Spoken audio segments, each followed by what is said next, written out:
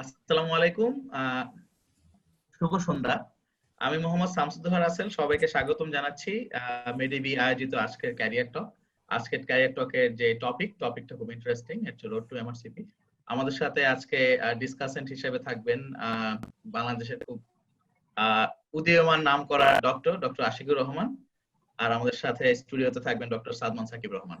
তো আমি সবাইকে স্বাগতম জানাচ্ছি। আশিক, কেমন আছো?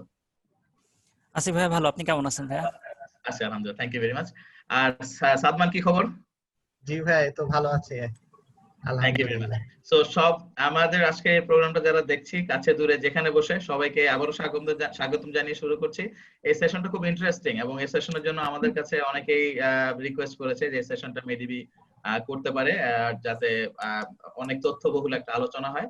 তো আমরা approximately around 1 hour to 70 minutes more or less আজকে কথা বলবো, এবং এমআরসিপি রিলেটেড যা কিছু প্রশ্ন উত্তর আমাদের মধ্যে আছে আমরা সেগুলো নিয়ে আজকে বেসিক্যালি আলাপ করবো। আপনারা খুব ইনফর্মাল হোক, একদম মনের কথাগুলো আমরা খুলে বলি। তো আশিক আসলে অনেক খুব প্রথিতযশা ডাক্তার এবং অনেক তথ্য সে দিতে পারে, এবং খুব আন্তরিক, যতটুকু তথ্য দেওয়া যায় এর চেয়ে বেশি দেওয়ার চেষ্টা করে। তো আমি প্রথমেই আশিককে একটু বলবো যে আশিক, এখন এমআরসিপির ব্যাপারে একজন যে কোনো একজন স্টুডেন্ট কিভাবে প্ল্যান করতে পারে, কবে থেকে প্ল্যান করবে, বেসিক যে বিষয়টা আছে, আর এমআরসিপি সম্পর্কে কিছু বলে আজকের বক্তব্য শুরু করার জন্য আশিক। আচ্ছা, ধন্যবাদ ভাইয়া। তো এমআরসিপি হচ্ছে একটা ওয়ার্ল্ড ওয়াইড রিকগনাইজড একটা ডিগ্রি, যেটা হাইলি প্রেস্টিজিয়াস একটা মেডিসিনের ডিগ্রি। আমরা যেটা বলি যে আমাদের দেশের প্রেক্ষাপটটা একটু আলাদা, কিন্তু দেশের বাইরের ক্ষেত্রে যদি আমরা চিন্তা করি তাহলে এমআরসিপি কে বলা হয় হচ্ছে হাইয়েস্ট ডিগ্রি মেডিসিনের। এটা তো এমআরসিপিটা দেয় হচ্ছে ইংল্যান্ড থেকে। আমাদের দেশে যেমন হচ্ছে পোস্ট গ্রাজুয়েশন ডিগ্রি গুলো হচ্ছে বিএসএমএমই এর আন্ডারে, বঙ্গবন্ধু শেখ মুজিব মেডিকেল ইউনিভার্সিটির আন্ডারে। আর হচ্ছে এফসিপিএস সেটা দেয় হচ্ছে BCPS, Bangladesh college of physician and surgeon. But এমআরসিপিটা হচ্ছে ইউকে তে 3টা কলেজের আন্ডারে। মেইন কলেজের নাম হচ্ছে রয়্যাল কলেজ অফ ফিজিশিয়ান। এই রয়্যাল কলেজ অফ ফিজিশিয়ানের হচ্ছে 3টা সেন্টার আছে, একটা লন্ডনে, একটা আছে এডিনবার্গে, আর একটা আছে হচ্ছে গ্লাসগোতে।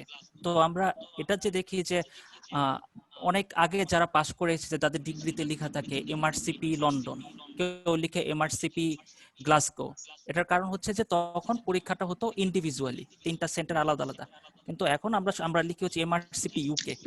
তার মানে হচ্ছে যে এখন 3টা কলেজ, কিন্তু পরীক্ষাটা হয় একটা সেশনে, একটা সেম সেশনে সেম কোয়েশ্চেনে। তো এমআরসিপিতে হচ্ছে 3টা পার্ট। তিনটা না, বেসিক্যালি 2টা পার্ট। পার্ট 2 কে আবার 2 ভাগে ভাগ করা হয়েছে। পার্ট 1 এটা হচ্ছে রিটেন বলতে হচ্ছে যে আমাদের কিন্তু খাতায় লেখার কোনো ব্যাপার নাই এমআরসিপি পুরো পরীক্ষাতে কোথাও আমাকে কিছু লিখতে হবে না। পার্ট 1 পরীক্ষা এটা পুরোটাই হচ্ছে এমআরসিপির এমসিকিউ বেসড। এটা 100টা এমসিকিউ পার্ট 1 এ, 100টা এমসিকিউ পার্ট 2 তে। পুরোটা এমসিকিউ সিস্টেমটাই হচ্ছে মেডিসিনের যে আমাদের বেসিক পার্ট, ওই বেসিক পার্টটাকে নিয়ে। আর পরীক্ষাটা হয় হচ্ছে একদিনে পরীক্ষা, সাধারণত লং ডিউরেশনের একটা পরীক্ষা, 3 ঘন্টা পরীক্ষা, মাঝখানে 1.5 ঘন্টার একটা গ্যাপ আছে। তো মোটামুটি ধরে নিতে হবে যে আমি 8 ঘন্টার জন্য অকুপাইড হয়ে যাচ্ছি পার্ট 1 পরীক্ষার জন্য।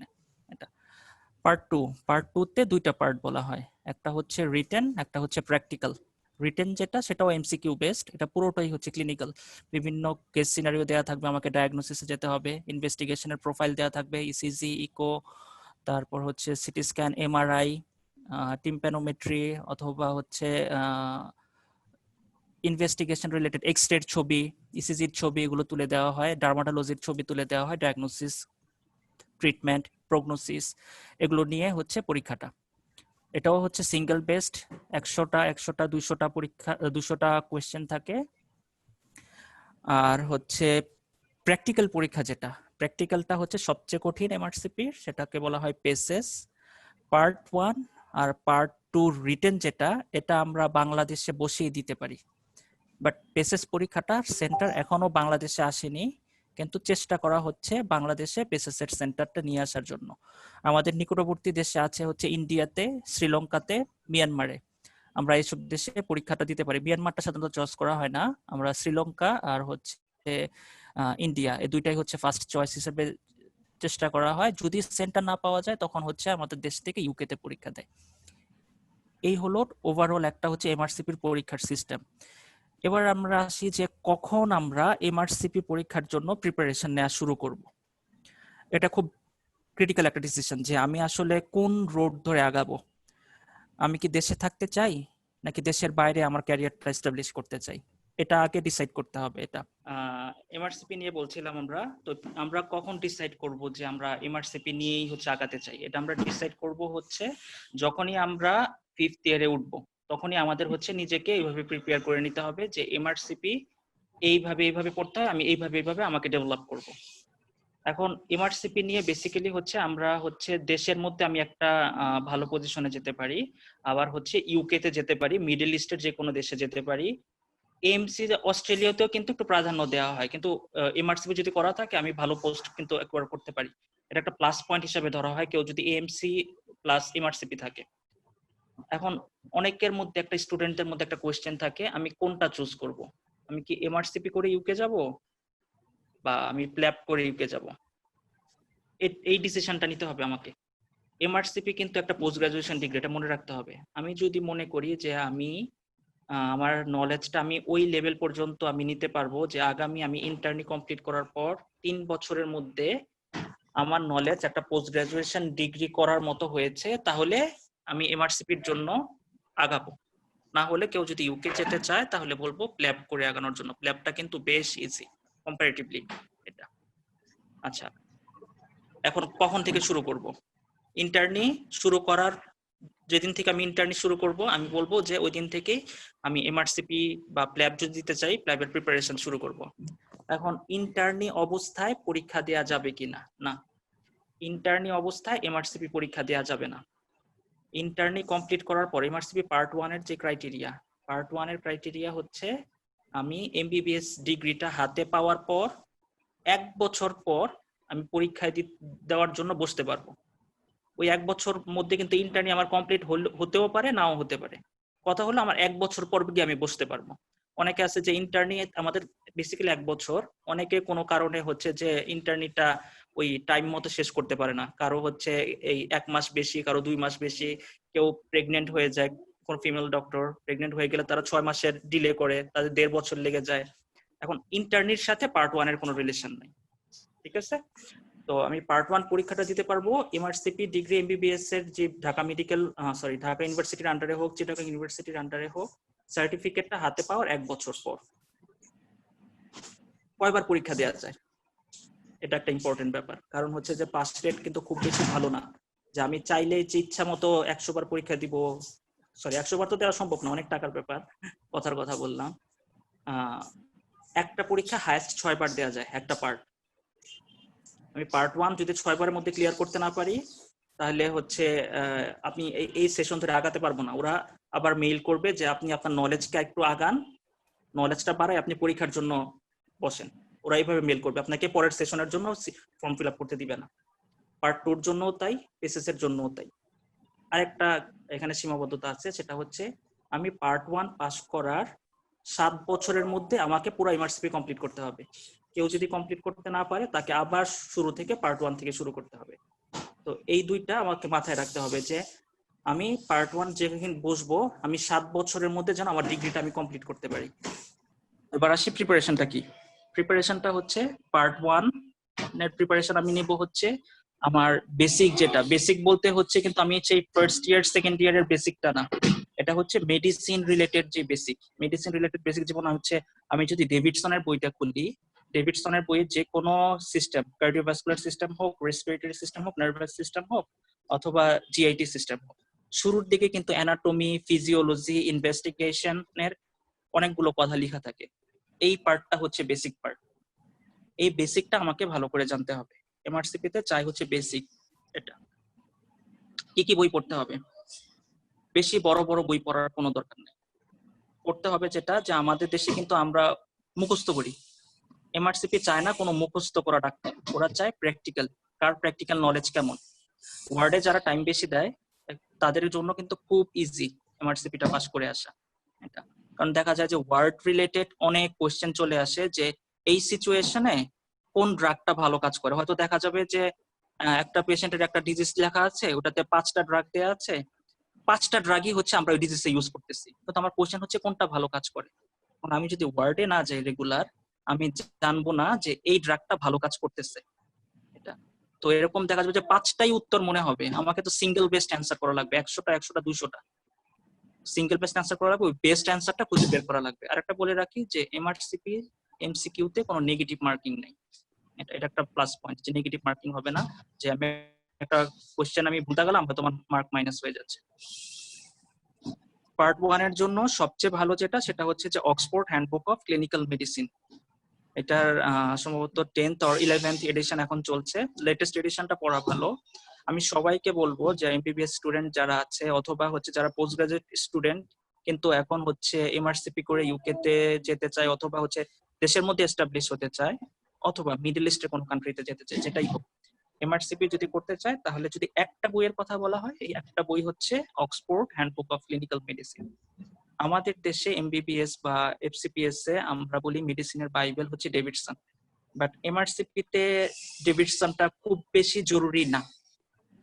Oxford handbook of clinical medicine এটাকে আমি বেস ধরবো, এটা হচ্ছে আমার মেইন বই, এটাকে ধরে তারপরে হচ্ছে আরো কিছু সাবস্টিটিউট বুকস আমি অ্যাড করব। সাবস্টিটিউট বুকস কি কি হতে পারে? সাবস্টিটিউট বুকস হতে পারে যে বেসিক, যেহেতু বেসিকের জন্য একটা ছোট একটা বই আছে, ফিলিপ রাইটারের নাম, এই বইটা খুবই ভালো। আমি সবাইকে বলবো যে অক্সফোর্ডের পাশাপাশি এই ফিলিপ রাইটারের বেসিক এমআরসিপি এই বইটা পড়ার জন্য। এখন যেহেতু হচ্ছে পুরোটাই এমসিকিউ সিস্টেম, ইউকে তে 3টা কোচিং সেন্টার আছে, 3টার কোশ্চেন ব্যাংক পাওয়া যায়, এটা ওরা অনলাইনে সাবস্ক্রাইব করে ইউজ করা যায়, সেটা হচ্ছে on exam, pass test, pass medicine. কেউ যদি এই 3টার যে কোনো দুইটা কোশ্চেন বুক সলভ করে তার পার্ট 1 পার্ট 2 ইজিলি ক্লিয়ার হবে, একদম মাস্ট হবে, কিন্তু বুঝে করতে হবে। এটা কোশ্চেন ব্যাংক অনেক মোটা মোটা বই, প্রায় 15-16টা বই আছে কোশ্চেন ব্যাংকের। এটা গেল পার্ট 1 এর কথা। কি কি করবো আমরা? আমরা অক্সফোর্ড পড়বো, আমরা ফিলিপার বই পড়বো, আমরা 2টা কোশ্চেন ব্যাংক সলভ করবো। কোশ্চেন ব্যাংক নীলক্ষেত এডিশন পাওয়া যায়, নীলক্ষেতে প্রায় 2500 টাকার মতো মনে হয় এক একটা অন এক্সাম অথবা পাস টেস্ট অথবা পাস মেডিসিন, এক একটা সিরিজ হচ্ছে 2500 টাকা করে, 2000 থেকে 2500 ভ্যারি করে। চেষ্টা করবো লেটেস্ট এডিশনটা কেনার জন্য, আর যদি সম্ভব হয় অনলাইন সাবস্ক্রিপশন করার জন্য, কারণ নীলক্ষেতে বলতেছে 2020 এডিশন, কিন্তু আসলে দেখা যাচ্ছে যে 2015 এডিশন, শুধু 15 জায়গায় ওরা কম্পিউটারে 20 লিখে প্রিন্ট করে বিক্রি করছে। পার্ট টুর জন্য আমরা কি করব? পার্ট টুর জন্য ওই একই কথা, পার্ট টুতে যেহেতু বেসিক প্লাস আমার ক্লিনিক্যাল নলেজ লাগবে, আমার চোখ কান মুখ সব খোলা রাখতে হবে পার্ট টু পরীক্ষার সময়। আমাকে জানতে হবে ইনভেস্টিগেশনের সবকিছু, blood report, blood gas analysis, spirometry, X-ray, ECG, CT scan, echo, tympanometry, আমাকে সব জানতে হবে এটা। এখন কোনটা ইনফরমেশন আমরা কোথা থেকে নিব? ওই একই কথা, Oxford handbook of clinical medicine এটা হচ্ছে আমার বেস, এটা আমাকে পড়তেই হবে। এটার পাশাপাশি আমাকে ডাটা ইন্টারপ্রিটেশন খুব ভালো জানতে হবে। স্টিভেনের একটা বই পাওয়া যায়, Steven complete data complete data interpretation, এটা নীলক্ষেতে পাওয়া যায়, 150 টাকার মতো নেয় এই একটা বই। আর একটা হচ্ছে সঞ্জয় শর্মার একটা এমআরসিপি পার্ট 2 বই, খুবই ভালো বই। আমি এটা দেখেছি যে আমাদের এখানে যারা এফসিপিএস পরীক্ষা দেয় তারা অস্কির জন্য এই বইটা তারা পড়ে, এফসিপিএস এর জন্য ওরা পড়ে। এটা হচ্ছে যে আমার ডাটা ইন্টারপ্রিটেশনের জন্য। আর থেকে শিখবো ইসিজি আমরা ডেইলি প্র্যাকটিস থেকে শিখতে পারি, আব্দুল্লাহ স্যারের বই আছে। সবচেয়ে ভালো আমি যেটা ফলো করেছিলাম যেটা হচ্ছে হ্যাম্পটনের একটা ইসিজি বই পাওয়া যায়, হ্যাম্পটনের বই থেকে। আর হচ্ছে রেডিওলজির জন্য আর্মস্ট্রং এর একটা বই পাওয়া যায়, এটাতে এক্স-রে, সিটি স্ক্যান খুবই সুন্দর করে দেয়া আছে। আর আমরা সবাই জানি যে সবচেয়ে ভালো সোর্স হচ্ছে গুগল। আমরা যখন কোশ্চেন ব্যাংক সলভ করতে যাব, কোশ্চেন ব্যাংকে আমি যেই ডিজিজ রিলেটেড কোনো ডায়াগনোসিস পাবো, চেষ্টা করব ওই এক্স-রে ওই সিটি স্ক্যানটা আমি গুগল থেকে দেখে নিব। যেমন হচ্ছে পালমোনারি এম্বোলিজম, খুবই কমন টপিক, পালমোনারি এম্বোলিজমের সিটি ফাইন্ডিং কেমন থাকে সিটি স্ক্যানে।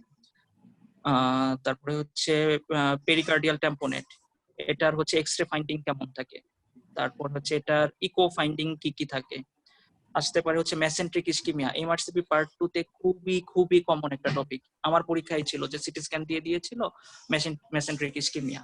এই টপিক গুলা যেগুলো আমি কোশ্চেন ব্যাংক সলভ করতে গিয়ে দেখবো যে রিপিটেডলি আসছে, আমি গুগল থেকে দেখে নিব ডিফারেন্ট পিকচার গুলা, যে সিটি স্ক্যান ফাইন্ডিং কেমন, আল্ট্রাসাউন্ড ফাইন্ডিং কেমন, এমআরআই করলে কি পাওয়া যাচ্ছে, এই ব্যাপারগুলো দেখে নিব। আর দেখবো হচ্ছে টিম্প্যানোমেট্রি, এটা আমরা এমবিবিএস লেভেলে যতটুকু শিখি অতটুকু জানলেই হবে। একটু ইকো জানতে হবে, ইকোতে যে সব জানতে হবে তা না। আমার মাইট্রাল ভালভুলার প্যাথোলজি গুলো সঞ্জয় শর্মা বইটাতে খুবই সুন্দর করে দেয়া আছে।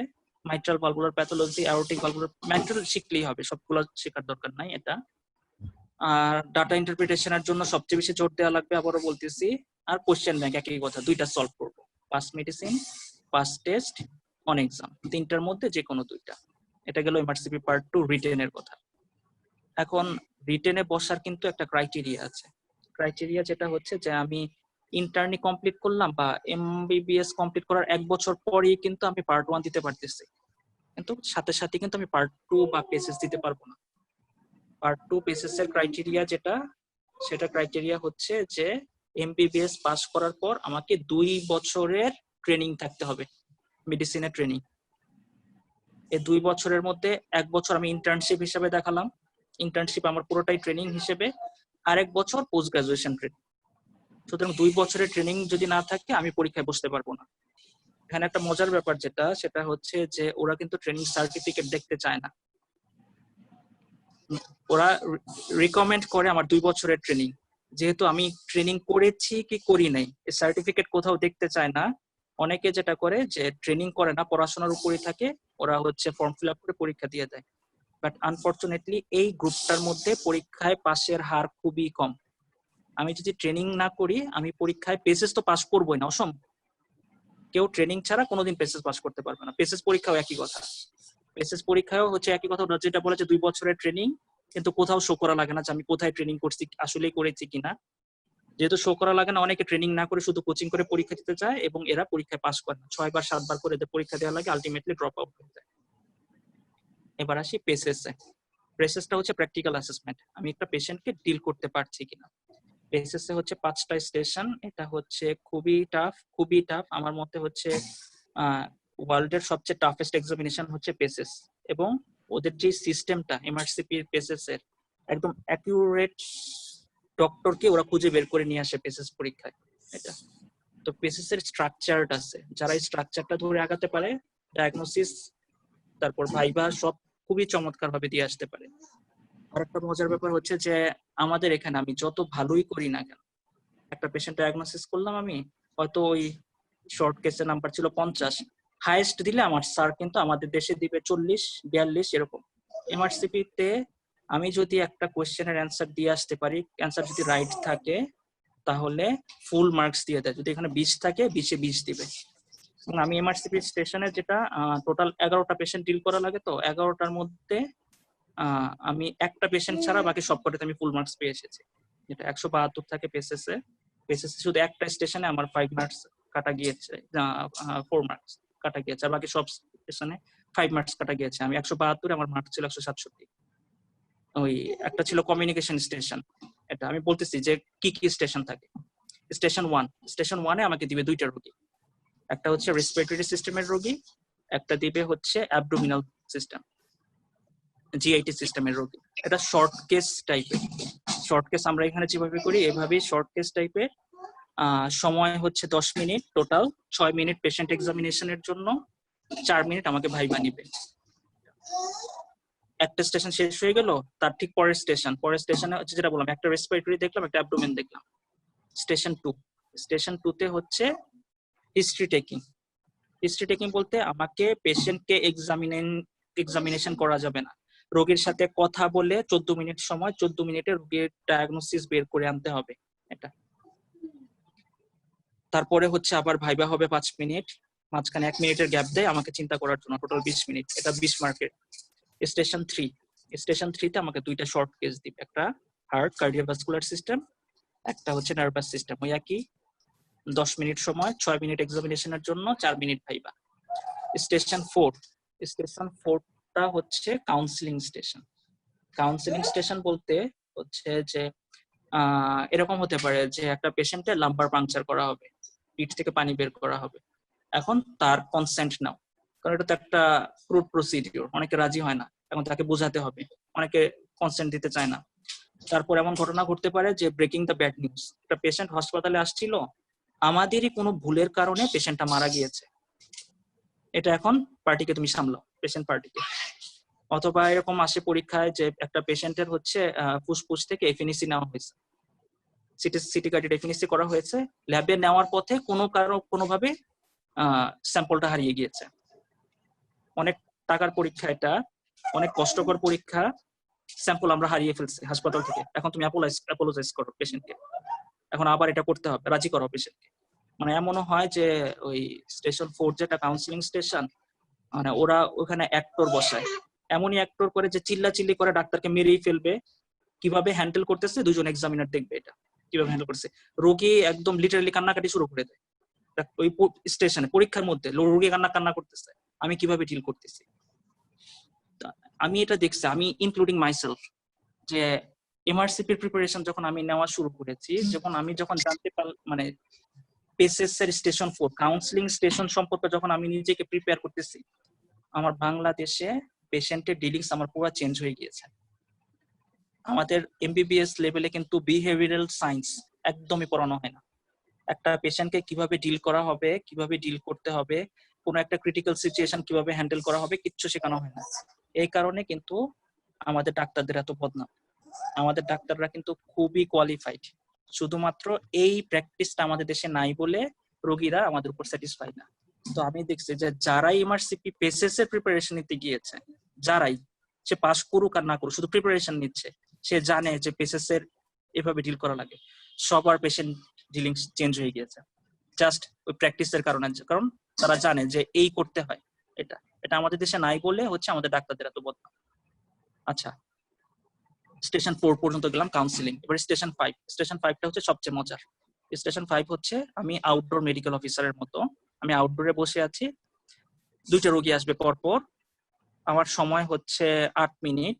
এই 8 মিনিটে আমাকে রোগীর হিস্ট্রি নিতে হবে, রোগীকে এক্সামিন করতে হবে, রোগীকে ডায়াগনোসিস বলতে হবে যে আপনার এই সমস্যা, রোগীকে ট্রিটমেন্ট বলে আসতে হবে, রোগীর ফার্দার প্রগনোসিস কি এটা বলে আসতে হবে। আমাকে কিন্তু দুইটা এক্সামিনার, প্রত্যেকটা স্টেশনে দুইটা এক্সামিনার আমাকে ফলো করতেছে, এবং দুইজন এক্সামিনার ইউকে থেকে আসা, তারা ইন্ডিভিজুয়াল মার্কিং করবে। সুতরাং এখানে পার্সিয়ালিটির কোনো সুযোগ নাই যে আমার হয়তো পরিচিত এই জন্য এই এক্সামিনার আমাকে মার্ক বেশি দিচ্ছে, এটার কোনো সুযোগ নাই। এক্সামিনাররা সব ইউকে থেকে আসা, এক্সামিনাররা ইন্ডিভিজুয়ালি মার্কিং করবে, একজনের মার্কিং আরেকজন দেখবে না। মার্কিং সব পরীক্ষা শেষ হয়ে গেলে এটা স্ক্যান করে ইউকে তে পাঠিয়ে দেওয়া হয়। সুতরাং যে বলবে যে অমুক জন ফোন দিয়ে দিচ্ছে, আমাদের দেশে যেটা হয় অমুক ফোনে হচ্ছে যে উপরের লেভেল থেকে ফোন দিয়েছে, এজন্য হয়তো পরীক্ষা মার্ক বেশি পেয়েছে, এমন কোনো সুযোগ নাই এমআরসিপি তে। তো এটাতে হচ্ছে সবচেয়ে বেশি মার্ক, এটাতে হচ্ছে 28, দুইটা পেশেন্ট 28 28 56। তো যারা পেসেস এর স্টেশন 5 এই 56টা নাম্বার ক্যারি করে দিয়ে আসতে পারে, তাদের মোটামুটি পাস নিশ্চিত। এটা এমআরসিপি পেসেস এর ক্ষেত্রে 172 নাম্বার টোটাল, 130 পেলে পাস। এখানে আরো কিছু ব্যাপার আছে, সেটা হচ্ছে যে আমি 130 পেলেই যে পাস করব তা না, এর কতগুলো স্কিল আছে। স্কিল বলতে হচ্ছে যে এক্সামিনেশন স্কিল কেমন, কমিউনিকেশন স্কিল কেমন, পেশেন্ট ডিলিংস কেমন, এমন অনেকগুলো 7টা বা 8টা মনে হয় স্কিল, সমস্ত 7টা স্কিল আছে। প্রত্যেকটা স্কিলে আলাদা আলাদা পাস করতে হবে, প্রত্যেকটা স্কিলে আলাদা আলাদা ভাবে পাস করে আসতে হবে। একটা স্কিলে ফেল করলাম আর আমি ওইদিকে 172 এর মধ্যে 160 পেলাম পরীক্ষা পেয়ে, এমন অনেক রেকর্ড আছে যে একজন পেসেস এক্সামিনি 172-এ 131 পেয়ে পাস করে আসছে, আর একজন 152 পেয়ে ফেল করে আসছে। কারণ হচ্ছে যে ওই যেটা বললাম যে বেসিক স্কিল, যেটা কোন একটা স্কিলে তার মার্ক ছুটে গেছে।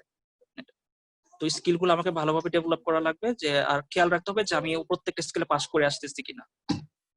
এই গেল পেসেস। এবার আসি পেসেস এর প্রিপারেশন আমরা কিভাবে নিব। পেসেস এর প্রিপারেশন নেওয়ার জন্য সবচেয়ে ভালো প্লেস যেটা, সেটা হচ্ছে বিএসএমএম এর ডি ব্লক, আমরা যেটা আগে পিজি হসপিটাল বলি, এটা ডি ব্লক হচ্ছে পেসেস এর পেশেন্টের খনি। পেসেস এ আসে কিন্তু পেশেন্ট নাই বিএসএমএম তে, পিজি হাসপাতালে এমন না, একদম চমৎকার চমৎকার সব রকমের রোগী আছে এখানে। তো চেষ্টা করব যারা আমরা পেসেস দিতে যাব, আমরা হচ্ছে সপ্তাহে অন্তত 2 দিন বিএসএমএম এর ডি ব্লকে যাওয়ার জন্য 17 তলা থেকে শুরু করে আমি একদম হচ্ছে নিচতলা পর্যন্ত নিচের দিকে না, মেডিসিনের ডিপার্টমেন্ট যেটা 17 তলা, 16 তলা, 15 তলা, 14 তলা, এই 4টার মধ্যেই সব পেশেন্ট মোটামুটি পাওয়া যায়। এটা হার্টের রোগী দেখার জন্য আমরা যাব হচ্ছে হৃদরোগ হাসপাতালে, এনআইসিভিডি তে। চেস্টের ক্ষেত্রে যে রেসপিরেটরি সিস্টেমের জন্য সপ্তাহে একদিন যাব হচ্ছে আমার হসপিটাল এনআইসিভিডি তে, বক্ষব্যাধি হসপিটালে।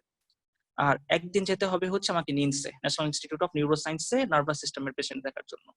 তো যারা পেসেস দিবে আমি বলবো যে সপ্তাহে ভাগ করে নেওয়ার জন্য, একদিন নিমস, একদিন এনআইসিভিডি, একদিন হচ্ছে এনআইডিসিএইচ, আর 2 দিন যাব হচ্ছে ইয়েতে বিএসএমএম তে, 5 দিন। আর হচ্ছে সপ্তাহে যে বাকি যেই 2টা দিন আছে ওই 2টা দিন হচ্ছে হিস্ট্রি টেকিং এর জন্য আর হচ্ছে কাউন্সিলিং, এটা প্র্যাকটিস করার জন্য। পেসেস এর জন্য সবচেয়ে ভালো গ্রুপ করে নেওয়া, কারণ আমি ঠিক করছি না ভুল করছি এটা কিন্তু জানি না, আমার ভুল হতেই পারে। এজন্য আমি বলবো যে 4 জনের একটা গ্রুপ করে নেওয়ার জন্য, আর একজন মেন্টর যেন সাথে থাকে। কারণ হচ্ছে আমরা যে সিস্টেমে পেশেন্ট এক্সামিন করি বা আমাদের শেখানো হয়, এমআরসিপি পেসেস এর ক্ষেত্রে পেশেন্ট এক্সামিনেশন ডিলিংস পুরো আলাদা।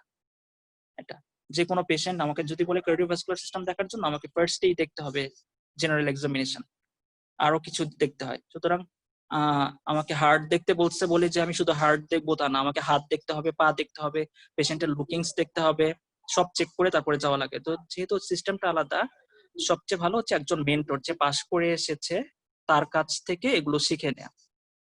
অনেক একটা জিনিস জানতে চায়, কোচিং করব কিনা, কোচিং লাগবে কিনা।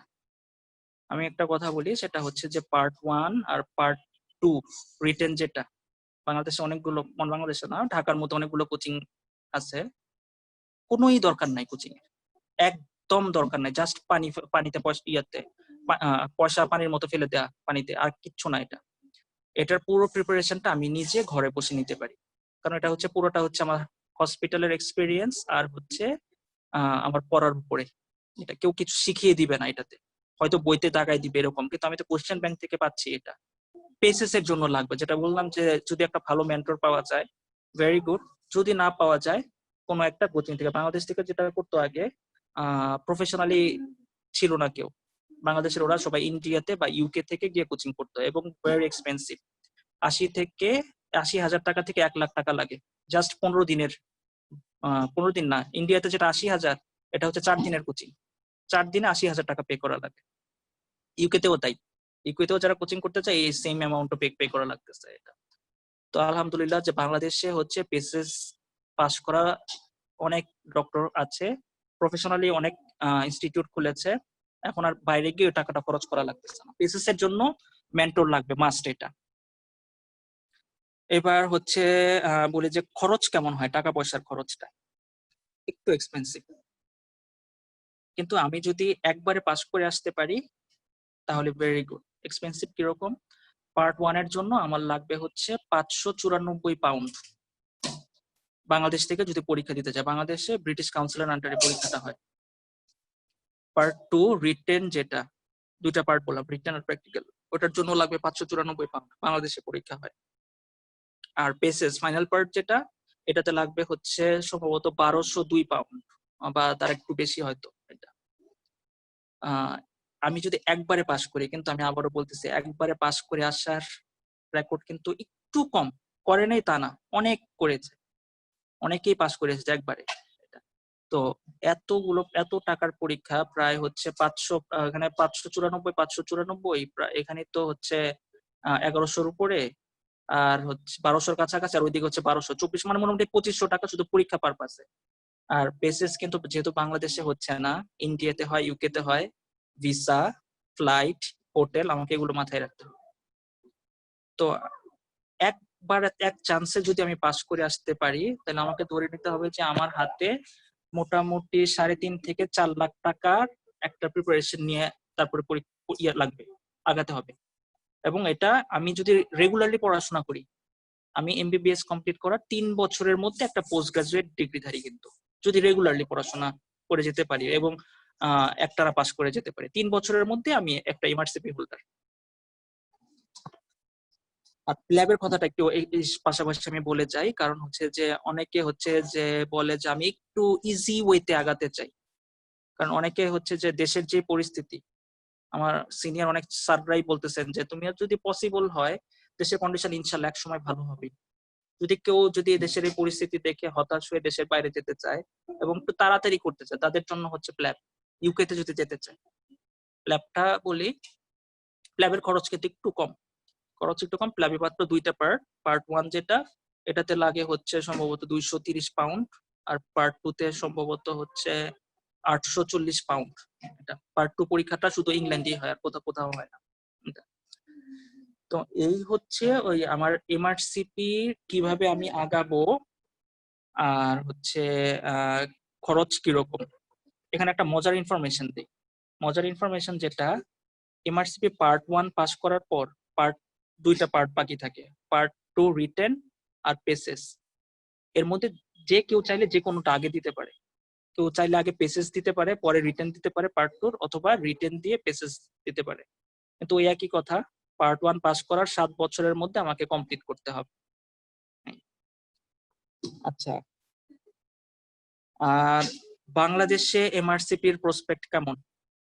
আমরা জানি যে আমাদের যত বড় বড় প্রফেসর স্যাররা আছে তারা কিন্তু এক সময় সবাই এমআরসিপি হোল্ডার। আমাদের জানি যে আমাদের মাননীয় প্রধানমন্ত্রীর যে ব্যক্তিগত চিকিৎসক প্রফেসর আব্দুল্লাহ স্যার, উনি কিন্তু এমআরসিপি হোল্ডার। উনি এমআরসিপি করেই প্রফেসর হয়েছেন, এবং আরো অনেক সিনিয়র স্যাররা আছেন প্রফেসর হয়েছেন এমআরসিপি করে। বাট কয়েক বছর আগে কোন একটা অজ্ঞাত কারণে এমআরসিপি কে বাংলাদেশে রিকগনাইজেশন দেওয়া হচ্ছে না। এই অর্থে বলা হচ্ছে যে ইউকে থেকে ট্রেনিং নিয়ে আসার পর বাংলাদেশে এমআরসিপি কে রিকগনাইজেশন দিবে বিএমটিসি। তা আমার কথা হচ্ছে এখানে যে ইউকে তে ট্রেনিং হচ্ছে 5 বছরের। যে ইউকে থেকে 5 বছরের ট্রেনিং নিয়ে ইউকে তে সুপার স্পেশালাইজড ডক্টর হয়ে যাবে, সে কেন বাংলাদেশে ব্যাক করবে? সে হচ্ছে কনসালটেন্ট পোস্টে বাংলাদেশের এখানে থাকবে। সে তো ইউকে হাইয়েস্ট ডিগ্রিধারী হয়ে যাচ্ছে, সে আর কিছুদিন থাকলে এফআরসিপি তাকে দেওয়া হবে। তো এই ধরনের কিছু ডিসিশন বাংলাদেশ নিয়েছে, যে কারণে কিন্তু অনেকেই হচ্ছে এই দেশ ছাড়ার প্রবণতাটা বেড়ে গিয়েছে। যে মেডিকেল সেক্টরটা সবচেয়ে নেগলেক্টেড হয়ে আছে। এই নেগলেক্টেড আমরা যে কোভিড আসার পর আমরা এটা আরো ভালোভাবে বুঝতেছি যে কতটা নেগলেক্টেড ছিল মেডিকেল সেক্টরটা। যারা জুনিয়র তারা যদি মনে করো যে আমি একটু অল্প সময়, দ্রুততম সময়ে আমি একটু দেশের বাইরে এস্টাবলিশ হতে চাই বা একটা হাইয়েস্ট কোয়ালিটি লাইফ লিড করতে চাই, তাহলে তারা প্ল্যাব ধরে আগাও। আর যারা একটু ধৈর্য ধরে আগাতে চাও, নিজেকে হচ্ছে নলেজেবল করতে চাও, তাহলে হচ্ছে এমআরসিপি রুট ধরে আগাও। এই মোটামুটি আজকে আমাদের এমআরসিপির কিভাবে আগাতে হয়, কিভাবে পড়তে হয়। এই ভাইয়াদের যদি কোনো কিছু জানার থাকে। অনেক অনেক ধন্যবাদ আশিক।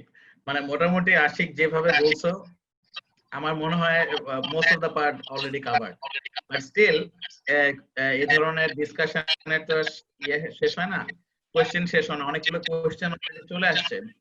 সো আমরা কোশ্চেনে যাওয়ার আগে একটু সাদমানের কাছ থেকে স্টুডিও থেকে কিছু কোশ্চেন নেই। জি ভাই, আমাদের ভাই একজন একটা কোশ্চেন করেছে যে বাংলাদেশের টপ 8টা বা 9টা গভর্নমেন্ট মেডিকেলে পড়লে কি এমআরসিপির ক্ষেত্রে কোনো সুবিধা পাওয়া যায় কিনা?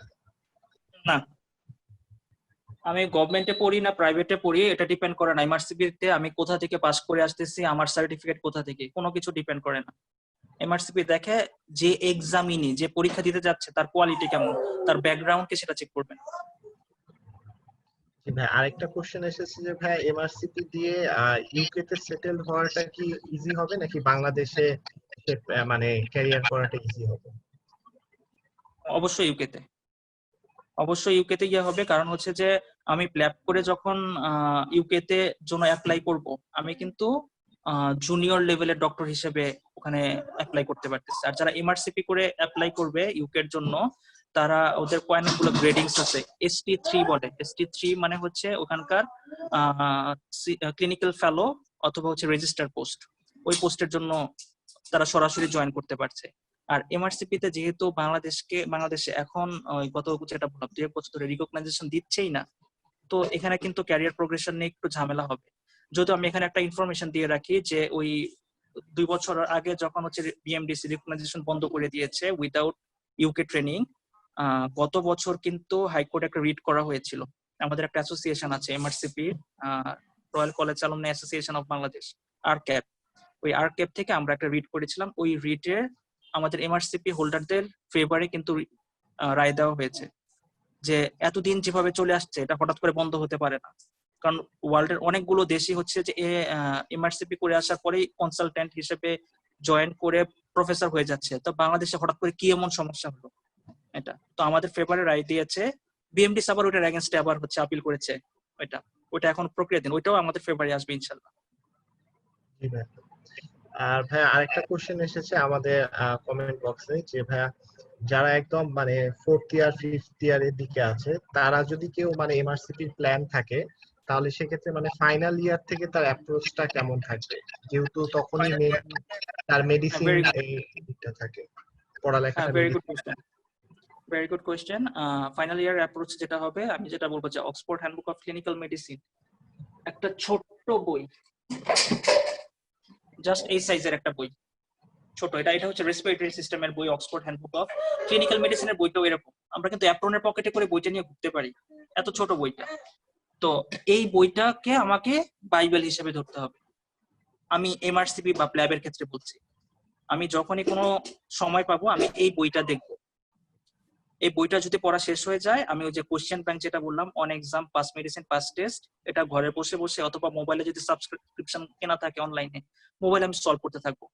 তাহলে সে দেখা যাবে যে এমবিবিএস পাস করার পর ইন্টার্নশিপ শেষ হওয়া মাত্রই পার্ট 1 এ বসে পার্ট 1 পাস করে আসে।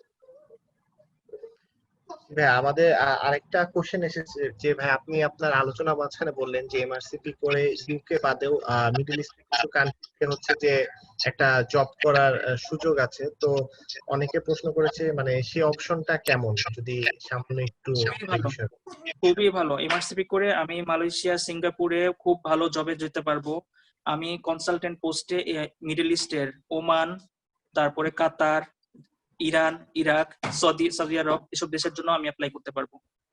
বিশেষ করে ওমানে আমার এক ফ্রেন্ড আছে, আমার এক ফ্রেন্ড এমআরসিএস পাস করে ও ছিল, ও এমবিবিএস করে ওমানে গিয়েছিল, ওখানে গিয়ে এমআরসিএস কমপ্লিট করার পর ওকে একটা হসপিটালের দায়িত্ব দিয়ে দেওয়া হয়েছে। তাহলে ভাই মানে মিডল ইস্টের কান্ট্রি গুলাতে হচ্ছে সুযোগ অনেক ভালো মানে সেক্ষেত্রে। হ্যাঁ, খুবই ভালো। আমি এটা একটা বলে রাখি যে হঠাৎ করে ইউকে তে ডাক্তারের এত সংকট কেন পড়লো, ডাক্তারের এত সংকট পড়ার হঠাৎ করে যেমন যে বাংলাদেশ থেকে অ্যাপ্লাই করে যেতে পারতেছে এমন সুযোগ আগে ছিল না। এটার কারণ হচ্ছে যে মিডল ইস্টের কান্ট্রি বা অস্ট্রেলিয়া যেটা, ওরা ডাক্তারদের স্যালারি খুবই বাড়িয়ে দিয়েছে, অনেক বাড়িয়ে দিয়েছে। এই স্যালারি অনেক বাড়িয়ে দেওয়ার কারণে, যেমন হচ্ছে আমি যদি এখন ইয়েতে অ্যাপ্লাই করি মিডল ইস্টের কোনো কান্ট্রিতে, আমি হয়তো 10 লাখের উপরে বাংলাদেশি ইনকাম করতে পারবো মিডল ইস্টের কোনো কান্ট্রিতে যদি অ্যাপ্লাই করি। তো এই সুযোগটা নিয়েছে ইউকে ডক্টররা। ইউকে তে যারা ওদের যারা ইউকে এনএইচএস এ ট্রেনিং করা আছে তাদেরকে খুব প্রেফারেন্স দিচ্ছে। তো ইউকে তে ওরা ওই 1 বছরের বা 2 বছরের ট্রেনিং নিয়ে ওরা সবাই শিফট করছে হাইলি পেইড এসব কান্ট্রিতে, অস্ট্রেলিয়াতে চলে যাচ্ছে বা মিডল ইস্টের কান্ট্রিতে চলে যাচ্ছে। এটা একটা কজ। আর একটা কজ হচ্ছে যে ওই ডাক্তারি পড়াটা অবশ্যই খুব টাফেস্ট একটা স্টাডি, ইউকের ওরাও হচ্ছে একটু কম ঢুকতেছে। এই দুইটা ফ্যাক্টরের কারণে হচ্ছে এখন ইউকে তে এত জবের সুযোগ হয়েছে ইমিগ্রেন্টদের। জি ভাই, অ্যান্সারটা খুবই সুন্দর ছিল ভাই। ভাই আরেকটা আমাদের কোশ্চেন এসেছে অনেকগুলা এই রিলেটেড, যে ভাই বলেন যে এমআরসিপি ক্ষেত্রে মানে 3টা ধাপ, ফার্স্ট এটা হচ্ছে এমসিকিউ, তারপর এটা রিটেন এবং পেসেস। তো ভাই এই ক্ষেত্রে কি মানে আইএলটিএস বা ওইটি কি দরকার হবে কিনা মানে জিএমসি রেজিস্ট্রেশনের ক্ষেত্রে, এই আচ্ছা ব্যাপারে। আচ্ছা আচ্ছা, হ্যাঁ, চমৎকার একটা কোশ্চেন। আমি এটা বলি, ইউকে তে জবের জন্য ঢোকার জন্য যে রেজিস্ট্রেশন, এটাকে বলা হয় জিএমসি রেজিস্ট্রেশন। আর হচ্ছে ইউএসএ তে হচ্ছে ইউএসএমএলই, অস্ট্রেলিয়াতে হচ্ছে এএমসি। তো ইনিশিয়াল পরীক্ষা যেটা প্ল্যাব দিয়ে যারা ঢুকবে তারা হচ্ছে জিএমসির জন্য অ্যাপ্লাই করতে পারবে। আর যারা এমআরসিপি করা তাদের কিন্তু প্ল্যাব দেওয়া লাগতেছে না। এমআরসিপি করা থাকলে সরাসরি জিএমসির জন্য অ্যাপ্লাই করতে হয়। প্ল্যাবের ক্ষেত্রে যেটা, প্ল্যাবের ফর্ম ফিল আপ করার আগে আমাকে আইএলটিএস বা ওইটি ক্লিয়ার করা থাকতে হবে, কিন্তু এমআরসিপি পরীক্ষায় কোনো আইএলটিএস ওইটি কিচ্ছু লাগে না। তো কখন লাগবে? যারা এমআরসিপি হোল্ডার তাদের লাগবে তারা যখন জিএমসির জন্য ইউকে তে রেজিস্ট্রেশনের জন্য অ্যাপ্লাই করবে, তখন হচ্ছে আমাকে দেখাতে হবে যে আমি আইএলটিএস 7.5 এর উপরে পেয়েছি, অথবা ওইটি যে 4টা স্কিলে অ্যাটলিস্ট বি পেয়েছে। তো এমআরসিপি করে গেলে পরে জিএমসি ঠিক আগে লাগবে রেজিস্ট্রেশন নেওয়া। নেক্সট কোশ্চেন আমি এক্সেলেন্ট। একটা কোশ্চেন পেলাম, সেটা হচ্ছে পেসেস এর পাস রেট কেমন? এটা একটা কোশ্চেন, আর এটার জন্য কোনো ট্রেনিং করতে হয় কিনা? হ্যাঁ হ্যাঁ, ট্রেনিং আমি যেটা বললাম যে ওদের রিকোয়ারমেন্ট হচ্ছে যে আমার 2 বছরের ক্লিনিক্যাল এক্সপিরিয়েন্স থাকতে হবে। 2 বছরের ট্রেনিং এর কথা ওরা বলে, কিন্তু যেটা বললাম যে আমাদের যেটা এটা ম্যান্ডেটরি না, মানে ওরা যেহেতু সার্টিফিকেট কোথাও দেখতে চাচ্ছে না, অনেকে হচ্ছে 2 বছর ছাড়াই পেসেসে বসতেছে ট্রেনিং ছাড়া, এবং এই গ্রুপটা পাস করে আসে না পরীক্ষায়। যেমন আমি যখন পেসেসে বসি ততদিন আমার 4 বছরের ট্রেনিং হয়ে গেছে। আমি কিন্তু 4 বছরের ট্রেনিং নিয়ে আমি পেসেসে বসছি। তো যার ট্রেনিং যত বেশি তার পেসেসে পাস করার সম্ভাবনা তত বেশি। এই ট্রেনিংটা কোথায় করা যায়? আশিক, এই ট্রেনিংটা কোথায় করা যায়? ট্রেনিং হচ্ছে এই ট্রেনিংটা করা যায় হচ্ছে যে আমাদের এফসিপিএস অ্যাপ্রুভড যে কোনো জায়গাতেই এই ট্রেনিংটা করা যায়। যে এফসিপিএস এর ট্রেনিং আমরা করতেছি যেসব জায়গায়, এগুলো সবই ওরা দেখে ক্লিনিক্যাল এক্সপিরিয়েন্স। যেহেতু সার্টিফিকেট কোথাও চাচ্ছে না, আমার ক্লিনিক্যাল এক্সপিরিয়েন্স থাকলেই হলো। আরেকটা কোশ্চেন ছিল এটার সাথে, রাসেল ভাই কি আরেকটা কোশ্চেন বলতেছিলেন? দুইটা কোশ্চেন ছিল এটার সাথে, আরেকটা কি ছিল? হ্যাঁ, এটা হচ্ছে পাস রেট কেমন? আচ্ছা, পাস রেট আমি যদি 2 বছর আগের কথা চিন্তা করি, পাস রেট খুবই কম ছিল, যেহেতু হচ্ছে যে আমাদের দেশে যেটা বললাম, আমাদের দেশ থেকে যারা যায় দেখা গেল 10 জন পরীক্ষা দিতে গেল, 10 জনের মধ্যে পাস রেট 1 জন পাস করে আসলো। আমি আমার ইয়েটা জানি, আমি হচ্ছে গত বছরের শুরুর সেশনে পাস করে এসেছি। শুরুর সেশনে আমাদের 12 জনের মধ্যে, আমি দিল্লিতে পরীক্ষা দিয়েছি, 12 জনের মধ্যে আমি একা পাস করে আসছি। এটা গত বছরের কথা বলতেছি। আর ওই গত বছরের সেশনটা, কিন্তু তারপরের সেশন গুলোতে যেটা হয়েছে, যে বললাম যে আমাদের দেশে অনেকগুলো কোচিং সেন্টার তৈরি হয়ে গিয়েছে। আমরা জানি যে ওই আগে যেহেতু কোচিং গুলা ছিল না, মেন্টর ছিল না, ইংল্যান্ডে বা ইন্ডিয়া থেকে কোচিং করা লাগতো, মাত্র 4 দিনের কোচিং, এটাও সবাই অ্যাফোর্ড করতে পারতো না। তো এখন কিন্তু পাস রেট অনেক বাড়ছে এই কারণে, যেহেতু আমাদের পেসেস পাস করা অনেক ক্যান্ডিডেট হয়ে গিয়েছে, চাইলেই হেল্প পাচ্ছে। তারপরে হচ্ছে অনলাইনের যুগে কোন সেন্টারে কি পরীক্ষা, কি কি কেস আসতেছে, কি কি রোগী আসতেছে সব জানা যাচ্ছে। এই কারণে বর্তমানে পাস রেট বেশ ভালো। ওকে, সালমানের কোন কোশ্চেন? জি ভাই, আরেকটা ভাই আমাদের এখানে কোশ্চেন এসেছে যে ভাই মানে আপনি যে ট্রেনিং এর ব্যাপারে বললেন যে মানে এফসিপিএস যেগুলা জায়গায় ট্রেনিং কাউন্ট হয় সেই জায়গাগুলোতে করলে ভালো। তো অনেকে কোশ্চেন করেছে যে ভাইয়া যদি কারো ধরেন যে ভাই এফসিপিএস না হয়ে থাকে, সেক্ষেত্রে এইচএমও না থেকে যদি কোনো হসপিটালে জব করে, সেটা কি মানে ঠিক হবে কিনা? হ্যাঁ হ্যাঁ, দেখানো যাবে। দেখ, আমি কি বললাম যে সার্টিফিকেট কোথাও চাচ্ছে না, ওরা চায় 2 বছরের ট্রেনিং আর ক্লিনিক্যাল এক্সপিরিয়েন্স। এখন আমি যদি এমন থাকে যে আমার ক্লিনিক্যাল এক্সপিরিয়েন্স, আমি যদি একটা চেম্বার নিয়ে বসি, ওটাও কিন্তু আমার ক্লিনিক্যাল এক্সপিরিয়েন্স একটা। কিন্তু ওরা ট্রেনিং যদি করা থাকে তাহলে পরীক্ষায় পাস করা ইজি হয়। আর ভাই আরেকটা কোশ্চেন এসেছে যে ভাই আপনি যে মানে অ্যামাউন্টটার কথা বললেন যে এক্সামটা পুরাটা দেওয়ার ক্ষেত্রে পরীক্ষা এবং প্রিপারেশন ফিজ যে প্রায় 4 লাখ টাকার মতো হয়তো বা লাগতে পারে। তো সেক্ষেত্রে বললো ভাইয়া কারো যদি ফাইনান্সিয়াল ওরকম মানে ব্যাকআপ না থাকে, সেক্ষেত্রে কি কোনো লোন বা কি সিস্টেম আছে কিনা? সেটা হচ্ছে আগেই আমাকে প্ল্যানিং করতে হবে। আমি আমার লাইফে কি চাই, এই প্ল্যানিংটা না থাকলে হবে না। এই প্ল্যানিংটা না থাকলে যেটা হবে যে আমি যা ইনকাম করব সবই খরচ হয়ে যাবে।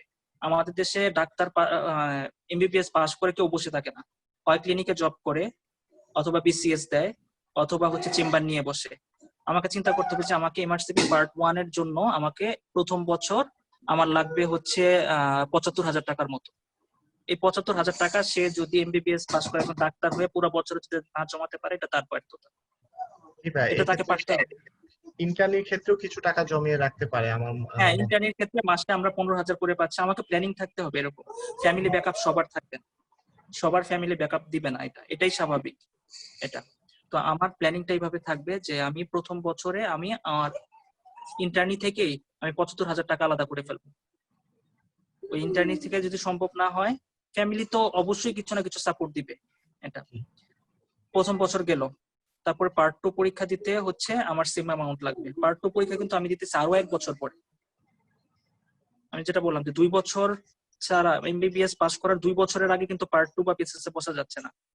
তো সেটা আমি যাবো হচ্ছে আরো 1 বছর পরে। তো আরো 1 বছরে আমি 75,000 টাকা জমাতে পারবো না? এটা অবশ্যই পারবো। আর পেসেস এর ক্ষেত্রে একটু টাইম নেওয়া ভালো, আমি যেটা বললাম। পেসেস কিন্তু আমি পার্ট 2 রিটেন যেটা পাস করার 3 মাস পরেই কিন্তু আমি পেসেস এ বসতে পারি। কিন্তু আমি বলবো যে আমি যদি এক চান্সে পাস করে আসতে চাই, তাহলে আমি বলবো যে একটু টাইম নিয়ে নিজেকে প্রিপেয়ার করে তারপরে হচ্ছে পরীক্ষায় বসার জন্য। এমআরসিপি তে কিন্তু ওরা চায় পেসেস এর ক্ষেত্রে একটা কনফিডেন্ট ডক্টর। আপনার গেট আপ থেকে শুরু করে আপনার অ্যাটিটিউড, আপনার হচ্ছে কথা বলা, ওরা তখনই বুঝে যায় যে এই ডাক্তারটা আমার দেশের পেশেন্টকে ডিল করতে পারবে, আমার দেশের উপযোগী। ভুল করলেও আমি কনফিডেন্টলি ভুল করবো, মানে আমি হেজিটেশন থাকা যাবে না। আমি এর আগে হচ্ছে রেসপিরেটরি সিস্টেমের ক্লাসে আমি বলেছিলাম, কোথায় বলেছিলাম আমার খেয়াল নাই, মনে হয় অন্য একটা ইয়েতে বলেছিলাম যে আমি যখন ঢুকবো এক্সামিনেশন হলে, আমাকে যখন পেশেন্ট দিবে, আমাকে বলবে যে examine this patient respiratory of chest for respiratory system.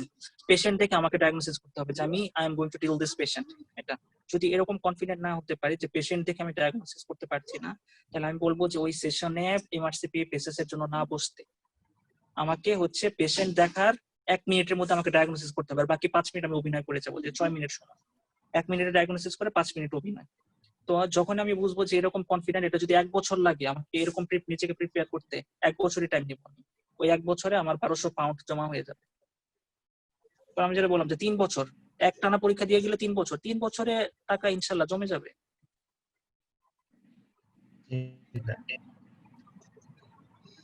এবার সর্বশেষ একটা প্রশ্ন এসেছে যে ভাই এমআরসিপি পার্ট 1 এর ক্ষেত্রে পাস রেট কেমন এবং ইন্টার্নির পরে কয় মাস প্রিপারেশন নিয়ে পরীক্ষাটা দেওয়াটা উত্তম হবে, মানে আইডিয়াল একটা টাইম?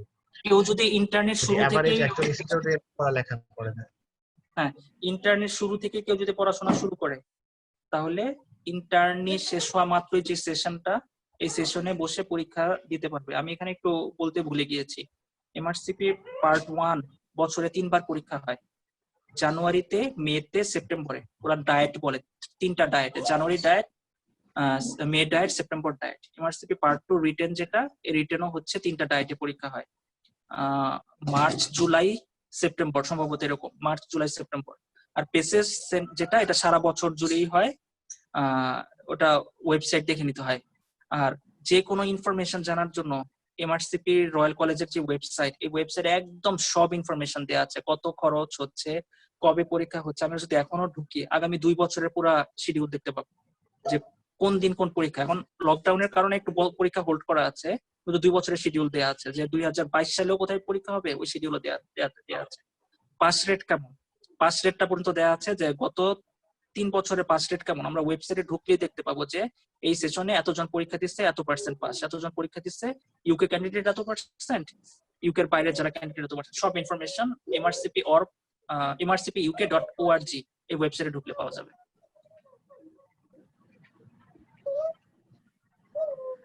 চমৎকার। আচ্ছা ভাই, একটা প্রশ্ন পেলাম আশিক, প্রশ্নটা হচ্ছে এমআরসিপি দিয়ে ওএটি করলে কি মাস্ট জিএমসি রেজিস্ট্রেশন পাওয়া যাবে? জিএমসি রেজিস্ট্রেশন পাওয়ার 2টা ক্রাইটেরিয়া, একটা হচ্ছে আমাকে ল্যাব পাস করা থাকতে হবে, অথবা ওদের পোস্ট গ্রাজুয়েশন যেসব ডিগ্রি আছে ওর একটা ডিগ্রি নিতে হবে। সেটা মেডিসিনের জন্য এমআরসিপি, সার্জারির জন্য এমআরসিএস, গাইনির জন্য এমআরসিওজি, পেডিয়াট্রিক্স এর জন্য এমআরসিপিসিএস, এরকম যে কোনো একটা পোস্ট গ্রাজুয়েশন ডিগ্রি নিতে হবে। পোস্ট গ্রাজুয়েশন ডিগ্রি, তারপরে হচ্ছে আইএলটিএস অথবা ওইটি, এটা, আর বিএমডিসি থেকে একটা সার্টিফিকেট নেওয়া লাগে, গুড স্ট্যান্ডিং সার্টিফিকেট। এই কয়টা নিয়ে আমি শুধু অনলাইনে অ্যাপ্লাই করব। আমি গতকাল কিছু জিএমসি রেজিস্ট্রেশন পেয়েছি, এবং সবচেয়ে চমৎকার একটা ব্যাপার হচ্ছে আমি অ্যাপ্লাই করছি জাস্ট 6 দিন আগে। 6 দিন আগে অ্যাপ্লাই করে আমি ডকুমেন্ট গুলো সেন্ড করছি, 6 দিনের মাথায় ওরা আমাকে জিএমসি রেজিস্ট্রেশন দিয়ে দিয়েছে। সুতরাং এটা ভেরি ইজি প্রসিডিউর, কারো যদি এমআরসিপি বা সব কাগজপত্র রেডি করা থাকে। ওকে ওকে, আরেকটা কোশ্চেন পেলাম ভাইয়া, আমরা জানি যে আইএলটিএস অর ওএটি মাস্ট, এটাতে পাস করার জন্য 3rd ইয়ার থেকে কিভাবে প্রিপারেশন নিব? বাট এটা যদি এমআরসিপির সাথে ডাইরেক্ট কানেক্টেড না, তো যেহেতু কোশ্চেনটা আসছে, কোশ্চেনটার উত্তর দিতে পারো। আচ্ছা, একটা জিনিস মাথায় রাখতে হবে আমাকে, আমার কিন্তু আইএলটিএস বা ওইটির কিন্তু একটা ডিউরেশন পরে কিন্তু এটা ভ্যালিডিটি থাকে না এক্সামিনেশনের, সম্ভবত 2 বছর। আমি যদি থার্ড ইয়ারে যদি আমি আইএলটিএস দিয়ে দিই, পাস করি, 2 বছর পরে কিন্তু এটা ইনভ্যালিড হয়ে যাচ্ছে, আমাকে আবার পরীক্ষা দিতে হবে। তো আমাকে ওই টাইমটা আমাকে মাথায় রাখতে হবে, আমি কি প্ল্যাবের রুট ধরে আগাবো নাকি হচ্ছে আমি এমআরসিপি বা এমআরসিএস এর রুট ধরে আগাবো। কারণ আমার আলটিমেট গোল হচ্ছে আমাকে জিএমসি রেজিস্ট্রেশন নেওয়া লাগবে। তো দেখা গেল আমি থার্ড ইয়ারে আমি আইএলটিএস ওইটি করে নিলাম, 5th ইয়ারে গিয়ে কিন্তু আমার ভ্যালিডিটি শেষ। আমার 5th ইয়ারে গিয়ে কিন্তু আবার ওই আইএলটিএস ওইটিতে বসতে হবে যদি প্ল্যাব দিয়ে যায়। আর যদি এমআরসিপি রুট ধরে যায়, সবচেয়ে বেটার হচ্ছে আগে এমআরসিপি কমপ্লিট করা, কারণ আমি জানি না আমি কবে পাস করব, আমি এই সেশনে পাস করতে পারবো কিনা। পাস করার পর হচ্ছে আমি আইএলটিএস বা ওইটি দিয়ে তারপর জিএমসি এর জন্য অ্যাপ্লাই করব। কারণ দেখা গেল যে আমি এই বছর আমার প্ল্যান হচ্ছে পার্ট 1 পাস করলাম, পার্ট 2 পাস করলাম, এই বছর আমি পেসেস দিব।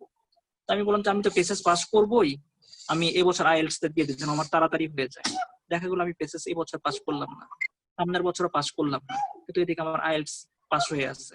2 বছর পরে কিন্তু এটা মেয়াদ চলে যাবে। সুতরাং ডাবল খরচ না করে সবচেয়ে বেটার হচ্ছে এমআরসিপি বা এমআরসিএস এমআরসিইউতে যেটাই করি, আগে আমি এটা পাস করব, তারপরে হচ্ছে আইএলটিএস বা হচ্ছে ওইটি দিয়ে তারপর জিএমসি এর জন্য অ্যাপ্লাই করব। সালমান, কোনো কোশ্চেন তোমার কাছে? না ভাই, আমার আশিক ভাই যে সুন্দরভাবে সবকিছু ব্যাখ্যা করেছে, আমার মনে হয় যে সবার সব প্রশ্নের উত্তর দেওয়া হয়ে গেছে ইনশাআল্লাহ। না, একটা চমৎকার সেলফ এক্সপ্লেনেটরি সেশন।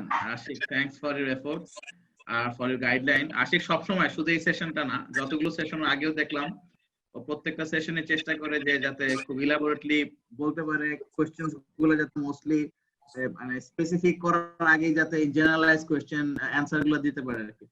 একটা আমরা আমাদের প্রোগ্রামের একদম শেষের দিকে, আমাদের সাথে বেশ সংখ্যক ভিউয়ার্স আছে এখন still, which is appreciable।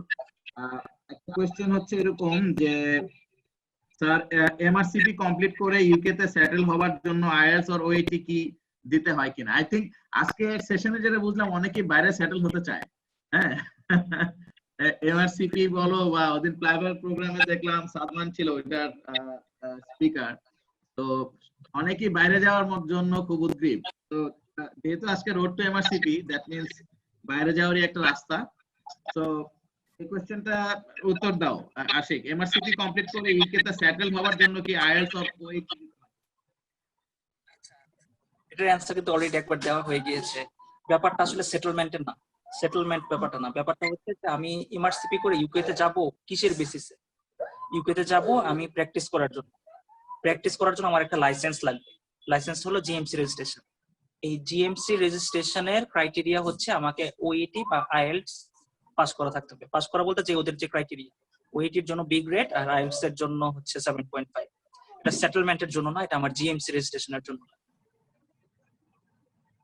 Right, ওকে। একটা ছোট্ট প্রশ্ন, এটা অনেকক্ষণ পরে দেশীয় একটা প্রশ্ন পেলাম আর কি। তো এটা হচ্ছে বিসিএস নাকি এমআরসিপি আগে, নাকি দুইটার জন্য একসাথে প্রস্তুতি নিব? আর নিলে এটা কখন? সরি, কোশ্চেনটা আবার। বিসিএস আগে না এমআরসিপি আগে? আই মিন কেউ যদি বিসিএস, দুই রাস্তা যদিও, বাট স্টিল ধরো বাংলাদেশে কিছু সময় কেউ যদি থাকে, কেউ যদি বাইরে যাওয়ার চিন্তা করে, সো ইট মাইট হ্যাপেন যে সে দুইটা রাস্তায় হয়তো বা অকুপাই করার জন্য একটা চেষ্টা করবে, পরে একটা চুজ করবে। তো বিসিএস আগে নাকি এমআরসিপি আগে? আচ্ছা, এটার কোশ্চেনটা আমি আমার নিজের লাইফ দিয়ে বলতেছি। আমি কি করেছিলাম, আমি 2011 সালে হচ্ছে এমবিবিএস পাস করি।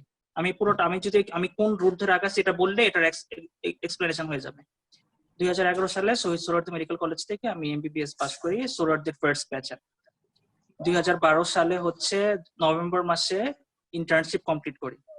যেহেতু সোহরাওয়ার্দীর ফার্স্ট ব্যাচ, আমার কোনো আইডিয়া ছিল না যে বাংলাদেশে বসে এমআরসিপি বলে একটা ডিগ্রি করা যায়। আমি ফার্স্ট ব্যাচ বলে কোনো সিনিয়র নাই, আমার ফ্যামিলিতে ডক্টর নাই। তো আমি জানতাম যে মেডিকেল ডিগ্রি বাংলাদেশে বলতে এমবিবিএস, এফসিপিএস, এমডি, এর বাইরে কিছু নেই। এটা ছিল আমার আইডিয়া। তো আমি ওইভাবেই হচ্ছে 2012 সালে যখন আমি শেষ করি, 2012 সালে হচ্ছে ইন্টার্নি কমপ্লিট করার পর 2013 জানুয়ারি সেশন থেকে আমি অনারারি ট্রেনিং এ ঢুকে যাই, যেটাকে অনাহারি বলা হয় আসলে, মানে বিনা পয়সার ট্রেনিং। আমি হসপিটালে ডিউটি করেছি 2013 সাল পুরোটা সোহরাওয়ার্দী হসপিটালে। 2014 সালের প্রথম 6 মাস করে ট্রেনিং তো ঢাকা মেডিকেলে করেছি। ওই ঢাকা মেডিকেলে যাওয়ার পরে আমি প্রথমে জানতে পারি যে এমআরসিপি বলে একটা ডিগ্রি আছে, যেটা হচ্ছে বাংলাদেশ থেকে নেওয়া যায় এটা। তো তো তখনই আমার টার্গেট হচ্ছে যে তাহলে আমি এমআরসিপিটা করব, যেহেতু এটা একটা ওয়ার্ল্ড ওয়াইড একটা মানে হাইলি প্রেস্টিজিয়াস একটা ডিগ্রি, একটা নিজের একটা প্রাউড ফিল হয় যে আমি এমআরসিপি ডিগ্রিধারী। এটা